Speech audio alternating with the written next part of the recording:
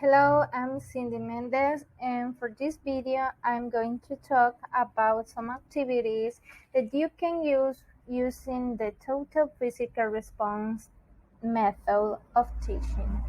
And the first one is Simon Says. This is a well-known activity in which is developed the listening skills, right? In this activity, the teacher has to say commands to students and they are going to do what the teacher is saying. For example, if the teacher says, Simon says, touch your head or touch your shoulder, for example. In this case, the students are going to do the same, but if the teacher says only stand up or take a seat without saying Simon says at the beginning of the phrase, the students, uh, the student that perform this activity is going to be the new Simon. That's why it's very interactive. So this activity, as you can see, works better with children, and since it activates their minds, right? The next activity is called Sing and Dance. This activity is also called Sing Actions. And it consists in learning commands by singing a song and at the same time dancing or doing the actions. As you can see in this example, this is a song and it says, if you're happy and you know it, clap your hands, and then says, if you're happy and you know it, stamp your feet. And the students are going to do the commands that the song says. You can also choose another song, for example, head, shoulders, knees and toes, knees and toes. And this activity is also for children, and it's very dynamic, and they easily learn the commands. The next activity is storytelling. This is another activity that you can use with children, and in this is necessary to bring pictures to students to provide them a better understanding. And the teacher starts by saying only the actions of each picture. For example, it says, uh, I wake up, I have breakfast, I brush my teeth. But then they have to add some words in order to create a little story. For example, every day I wake up, then I have a breakfast, and after that I brush my teeth. Students listen carefully to each action, and when they are prepared, the teacher only shows the picture and they say the action of each picture by their own. The next activity that I want to show you is preparing an easy recipe. This is an activity for adults, and it consists in giving them vocabulary that they will use daily. For example, how to prepare a coffee, as you can see here. Pour water into a pan, stir the coffee right into the water, boil your coffee on cover for 2 minutes, and so on. But you can use it for another recipes.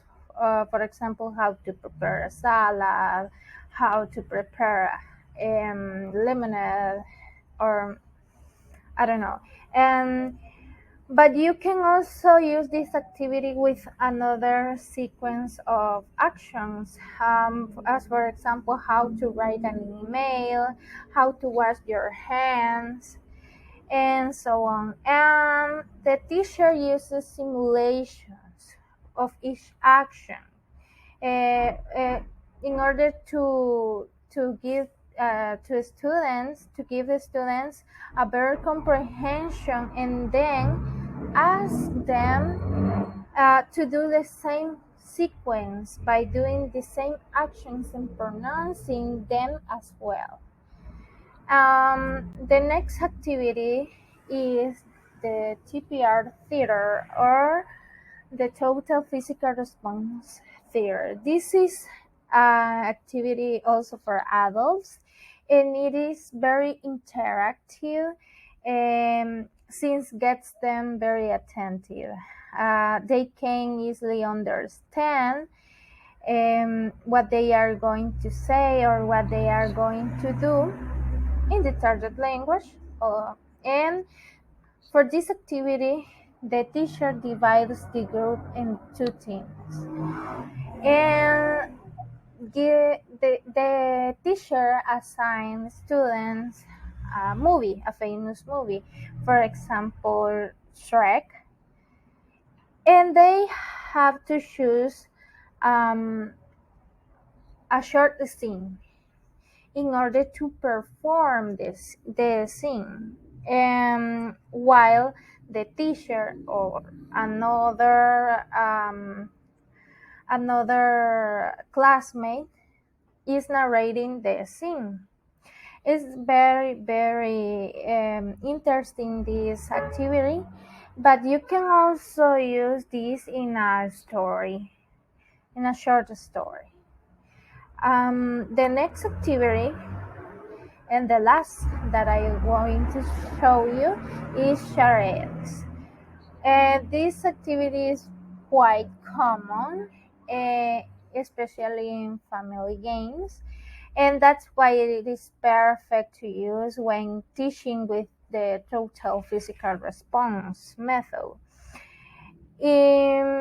This is for adults, and at the same time, it activates students' minds and develops their vocabulary.